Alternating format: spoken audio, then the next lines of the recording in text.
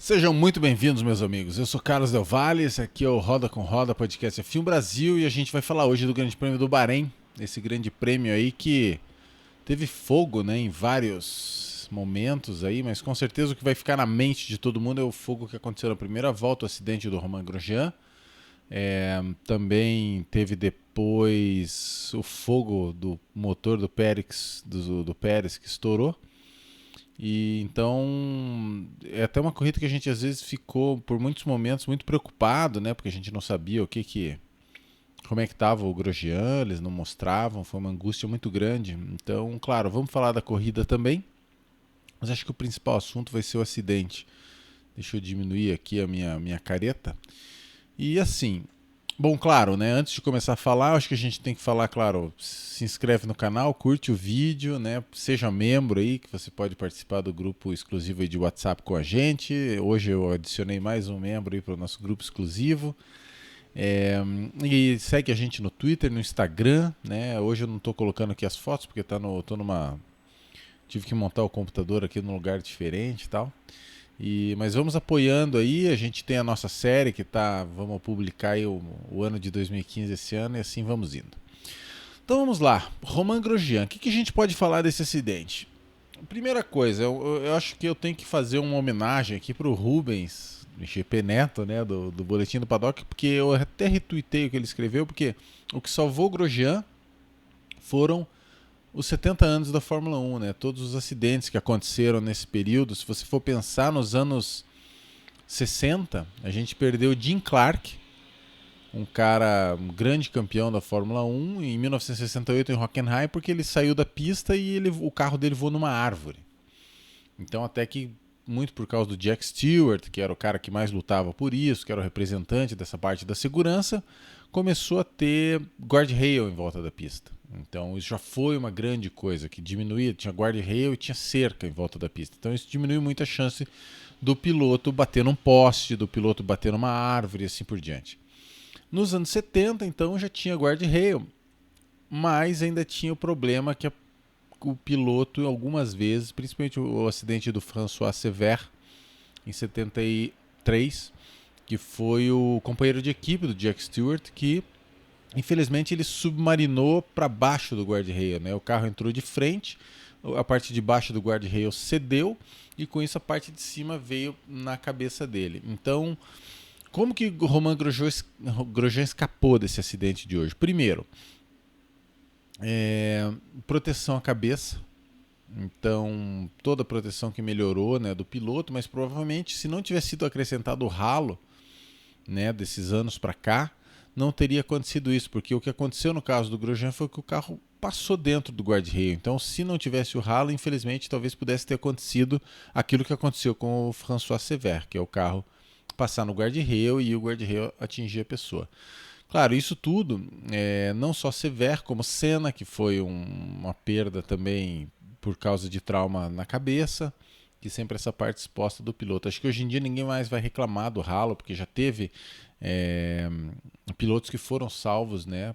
Teve acidentes em que nitidamente o piloto faleceu porque não tinha o ralo, o Henry Surtees lá na Fórmula 2, assim por diante. E teve esses casos do piloto que foi salvo pelo ralo. Então, acho que isso já não é mais uma questão.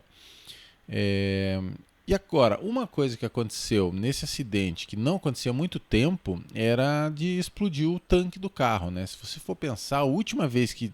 Isso era muito comum ainda nos anos 70. Niki Lauda. Então, Niki Lauda, por exemplo, um acidente com fogo, mas tinha tido outros antes.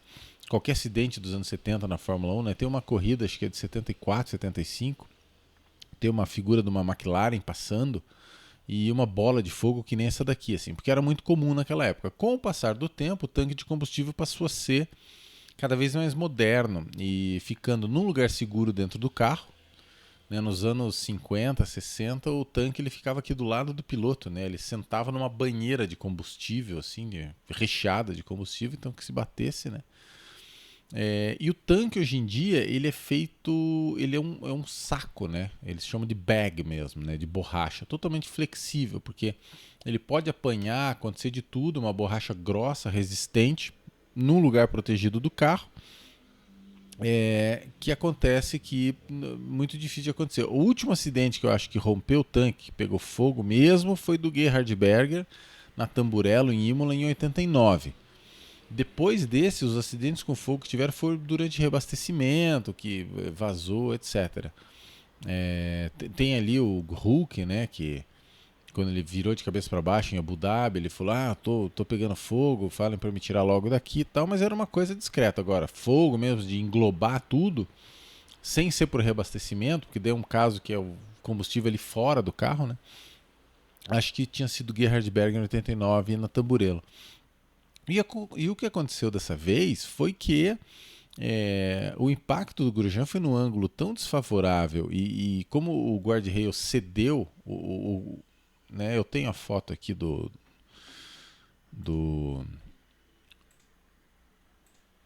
aqui do monocoque, né?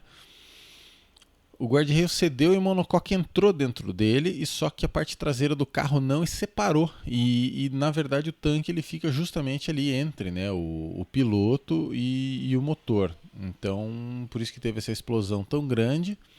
Ainda bem que hoje em dia tudo isso é feito, o piloto tem toda uma cobertura de antifogo. Até foi falado, né, que a única parte que não tem duas camadas antifogo são as luvas. Então que talvez isso vá ter que trabalhar no sentido de ter uma subluva por baixo, talvez, para o futuro, né? Porque o Grosjean queimou bastante as mãos. Acho que inclusive porque ele teve que colocar a mão, né? Tirar o volante, tirar o apoio, aquela coisa toda. É, e claro, e o resgate, claro, sempre vai ter gente que vai poder criticar tudo, mas foi muito rápido, né? Esse sistema, até tava falando pro meu filho, né, que lembra quando a gente tava em Interlagos que passa aquela Mercedes perua atrás do grid, que ela larga atrás dos caras para se tiver um acidente. E dessa vez funcionou de maneira magistral isso. Na hora que você vê a bola de fogo, você já vê a Mercedes chegando e embicando o carro ali.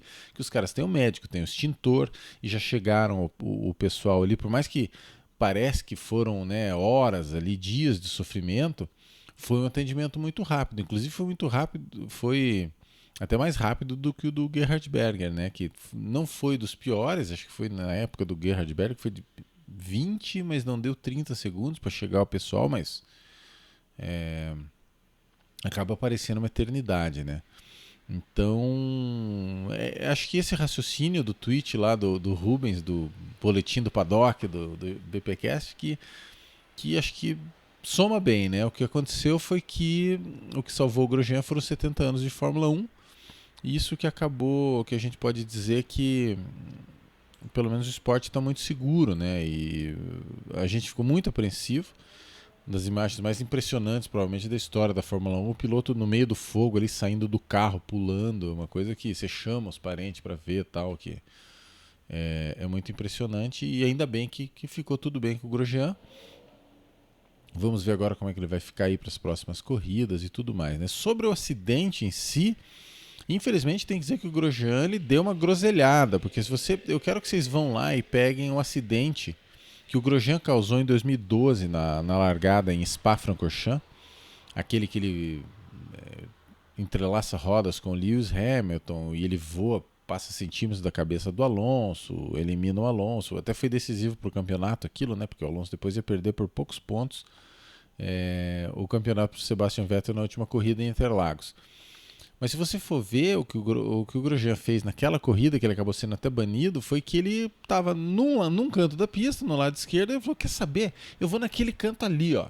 Eu vou lá pro lado direito. E cruzou a pista, né? E foi o que ele fez dessa vez. Ele saiu um pouco mais forte ali daquela curva 3, e ele viu que estava formando um bolo na frente dele, e falou: não, cara, eu vou por ali. E ele foi cruzar a pista, e claro, né? Você tem que ter muito cuidado para cruzar a pista inteira, que a chance de você pegar alguém é muito grande. Não sei se retrovisor ajudaria, que talvez o Kvyat estivesse no ponto cego do Grosjean. Mas de qualquer forma foi um estilo ali um pouco intempestivo, né, do Grosjean, que acabou levando a essa pancada aí. E só tem a comemorar, né, que o Grosjean escapou dessa. Bom, quem que a gente tem? Isso aí é o assunto que a gente tinha que falar, né? Que é o Grosjean, que é o monocoque dele pegando fogo. O monocoque inteiro, né, calcinado, né, uma cena realmente impressionante. O Grosjean já mandou até um videozinho lá do hospital, mostrando as mãos enfaixadas e tal, dizendo que tá bem. E a gente fica muito feliz dele estar bem. Bom, quem que a gente poderia falar? Você sabe que a gente faz os troféus, né? O troféu As no volante para o pior piloto acontecimento do final de semana. Acho que o pessoal que eu mais criticaria, claro, tem que falar do Kvyat, que ele acabou causando essa graça aqui, né? Que é o Lance Stroll. O Kvyat foi penalizado em 10 segundos, porque aquela coisa que você vai por dentro na curva, no ponto cego do outro piloto, e não consegue frear, perde o controle do carro e acaba capotando. Então ele, na verdade, o Kvyat, ele merece muito esse as no volante, porque ele fez um Maldonado cover, se você for pensar, né? Porque o Maldonado aí no Bahrein mesmo, ele capotou o Gutierrez, lá quando o Gutierrez era da Sauber. É exatamente desse jeito, veio por dentro e não conseguiu frear direito, e o Gutierrez também sequer viu o Maldonado. O Gutierrez ficou de cabeça para baixo, depois ele acabou terminando de cabeça para cima, né? Não foi totalmente igual o Stroll que terminou de cabeça para baixo. E o Gutierrez fala: "Uau, o que foi isso, né? What was that?" Porque o Maldonado veio num ponto cego ali. Então, o Kvyat, eu acho que merece um as no volante. Bottas é aquela coisa, uma mistura do cara ir mal com o cara ter azar também, né? O Bottas, o lance é o seguinte: aqui é o Hamilton, mas está o Bottas ali atrás para exemplificar. Largou muito mal, né? Ele largou em segundo, caiu lá para sexto, daí no fim das contas ali da red flag, ali da bandeira vermelha, acabou largando em quarto, e daí vem o azar também, né? Que daí ele teve um furo de pneu e nunca conseguiu se recuperar, né? Também ele veio remando no pelotão ali, mas vendo aqui o resultado da corrida, o Bottas terminou em oitavo, né? Tudo bem que ele foi para último no começo ali e tal, mas, puxa, eu achava que podia ter se recuperado um pouco melhor, né, o Sr. Bottas. Então, vai ficar também como um dos troféus As no volante. Então, a gente já mandou um lá para a Rússia, por Sedex Internacional, e um para a Finlândia, por Sedex Internacional. Se bem que eu acho que o Kvyat mora em Mônaco, certeza. O Bottas eu não sei, acho que mora na Finlândia mesmo.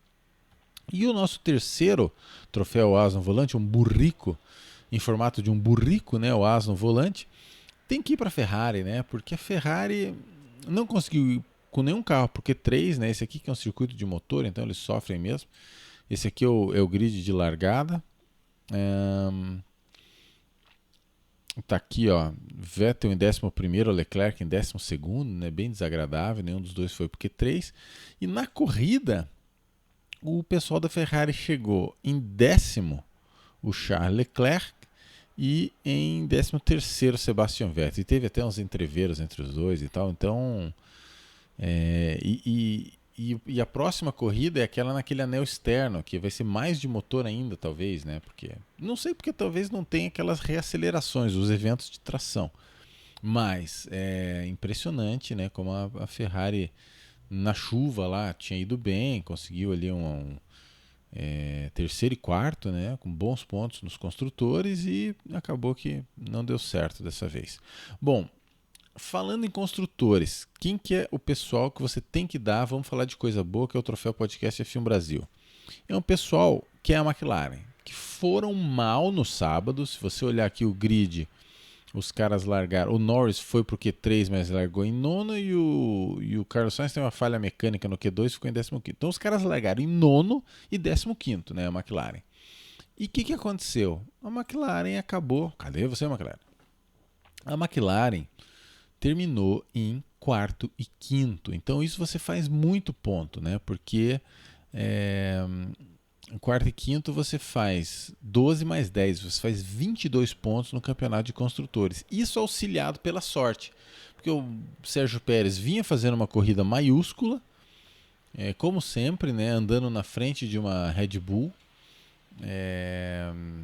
Tudo bem na frente do Bottas, mas o Bottas teve altos, né, entreveros. Então, mas de qualquer forma, o Pérez vinha fazendo uma corrida maiúscula, mas faltando 2, 3 voltas para o final, explodiu o motor do Pérez de maneira espetacular, e com isso a McLaren herdou quarto e quinto lugar. 22 pontos. Isso ajuda muito, porque assim, o Stroll já tinha ficado pelo caminho, o Pérez ainda marca 15 pontos. A McLaren estava indo para marcar, se eu não me engano, ia marcar 16 pontos. Mas dessa vez a McLaren acaba marcando 22 e a Racing Point não marcou nada. Sendo que Daniel Ricciardo marcou 6, Esteban Ocon 2, marcou 8 pontinhos só a Renault. Vamos ver o campeonato de construtores, porque essa briga pelo terceiro é muito eletrizante. E vocês veem que a McLaren abriu 17 pontos para o quarto lugar, que é a Racing Point. Então, a McLaren em terceiro no campeonato, 17 pontos na frente, faltando 2 corridas. Não está nada garantido, porque num terceiro e quarto aí, que alguma equipe consiga, um quarto, quinto, você consegue fazer isso se tiver um dia muito ruim. Mas assim, o grande mérito da McLaren é ter uma dupla de pilotos extremamente sólida, né? Que os caras, eles não se metem em confusão. Quando o carro tá bom, eles vão lá, ultrapassam a galera, fizeram um monte de ultrapassagem, né? Então, eu acho que a McLaren, em qualifying, ela não vai bem. Os pilotos entregam razoável no qualifying, mas em corrida eles são assim jovens, mas muito maduros, né? O Norris é impressionante como ele parece um veterano, né? Eu até falei em outro programa outro dia dizendo que o pessoal da McLaren teve que pedir para o Norris ser um pouco mais agressivo na primeira volta, assim, de tão conservador que ele é. E o cara corre como gente grande, né? Acabou de fazer 21 anos, então é muito legal da gente ver uma dupla de pilotos tão consistente, né? Que entrega o resultado tão bem. Né? Então hoje eles terminaram em quarto, quinto e ajudaram muito. Então como é que ficou essa briga do terceiro? Eles estão 17 pontos na frente da Racing Point e a Racing Point 10 pontos na frente da Renault. Então a Renault agora está 27 pontos na frente, atrás, né? Renault 27 pontos atrás da McLaren. E a Ferrari não marcando pontos. Eles chegaram a se insinuar, né, de chegar nessa briga pelo terceiro lugar, mas dessa vez eles caíram para 40 pontos. Né? A McLaren está com 1,71 e a Ferrari 1,31. Então são 40 pontos.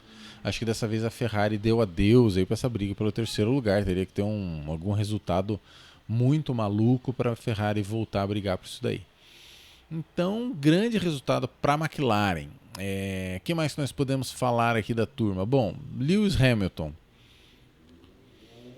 Lewis Hamilton é aquela coisa, o piloto dos maiores de todos os tempos, comparável a Senna, Schumacher, etc., Fangio, etc., e o cara tem o melhor carro e o companheiro de equipe anda numa fase discutível. Então o que acontece? Vai lá e ganha, né?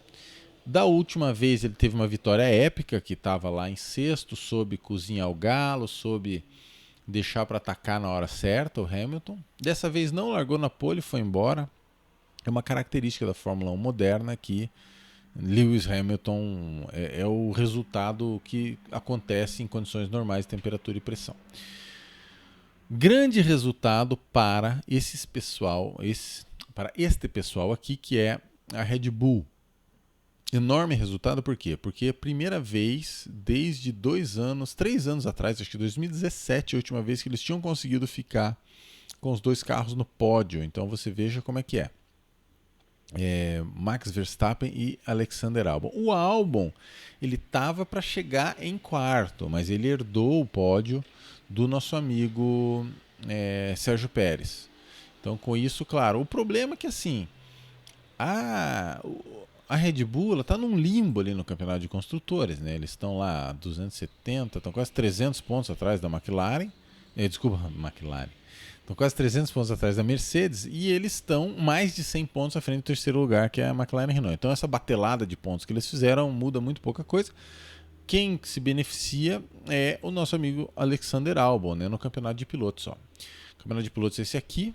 Deixa eu ver se eu estou tampando aqui. Não. Campeonato de pilotos, o Albon dá uma subida, foi para nono lugar, 85 pontos, sendo que tem um empate meio que triplo ali, né? Ele tem Norris 8,6, Sainz 8,5, Albon 8,5. Então, 3 pilotos empatados. O Albon pode chegar aí a lutar, talvez, pelo 7º lugar no campeonato. Então, ajuda um pouco o Albon aí, porque ele estava mais longe do que isso, né? Ele estava com 70 antes, então... E que mais? No campeonato de construtores, Daniel Ricciardo continua muito bem. Era para o Sérgio Pérez ter ultrapassado o Daniel Ricciardo hoje, mas acabou ficando 100 pontos. O Sérgio Pérez ia para 115 hoje, mas continua nos 100. Charles Leclerc, mesmo com toda essa desgraça que aconteceu hoje, ainda dá para dizer que é um campeonato maiúsculo, 98 pontos, principalmente se a gente compara com o companheiro de equipe, né? Esses três aqui, Ricardo, Pérez e Leclerc. Norris e Sainz não, eles estão 86 e 85. Essa é uma dupla muito equilibrada. Agora, Daniel Ricciardo, 102, Ocon 42, mais do que o dobro. Sérgio Pérez, 100, Lance Stroll 59, quase o dobro. E Charles Leclerc 98, Sebastian Vettel 33. Então o Leclerc ele tem o triplo do Vettel, né? Então, que mais? Então de certa forma parabéns aí para a Red Bull por ter conseguido, né, esse resultado aí, 2 pilotos no pódio que há muito tempo não acontecia. E muito legal do Albon conseguir um pódio, né? O Albon que é um cara tão na berlinda, né, que ninguém sabe se vai ficar ou não. Eu já falei outras vezes aqui no programa que se eu fosse presidente do mundo, eu ia botar o Pérez no lugar do Albon sem dó nenhum. Que mais que a gente tem para falar? A Renault, que assim, eles foram bem no qualifying. A Renault é o contrário da McLaren, né? Se você pega aqui o grid, ó, o Ricardo meteu o carro em sexto e o Ocon em sétimo. Então, ou seja, foram muito bem. Só tinha o Sérgio Pérez ali do meio de campo na frente deles. Só que na corrida, às vezes falta, né, resultado mesmo. Na corrida eles chegaram aqui em sétimo e nono. Acabou que o pessoal da McLaren engoliu os dois, né? Eles largaram os dois carros à frente das duas McLaren e as duas McLaren chegaram à frente das duas Renaults. Então fica a dever em termos de corrida. Aí o caso da Renault. E a Ferrari, né, que eu já falei, que é um dos troféus As no Volante. Tem aqui o nosso amigo Charles Leclerc se batendo aí com o carro, né? Já não tem motor, o carro já não é uma beleza, mas de qualquer forma, assim, o programa de hoje, o que vai ficar mesmo é essa imagem incrível, né? Do Grosjean nascendo aí do fogo, né? Nascendo das chamas. Agora que ele está bem, já dá para dizer que o Grosjean se superou, né? Porque ele já aprontou de tudo nesse mundo, né? Já causou aquele acidente em 2012. Foi suspenso, tem fama de bater de todo jeito, bateu no safety car, bateu na volta de formação do grid, aquela vez em Interlagos, na chuva, e dessa vez dá para dizer que é a obra-prima do Grosjean. Eu sei que é desagradável falar isso, mas eu vou falar. É a obra-prima do Grosjean, talvez ele esteja se despedindo da Fórmula 1. Então ele fez a opus master dele aqui, que é esse acidente com fogo e nascendo no meio do fogo, mas é um cara que eu gosto muito, sempre torci demais pro Grosjean se dar bem, porque cara muito rápido, né? Naquela época da Lotus, que a Lotus estava com ele e o Kimi, a Lotus bem, ele guiou demais naqueles 2 anos.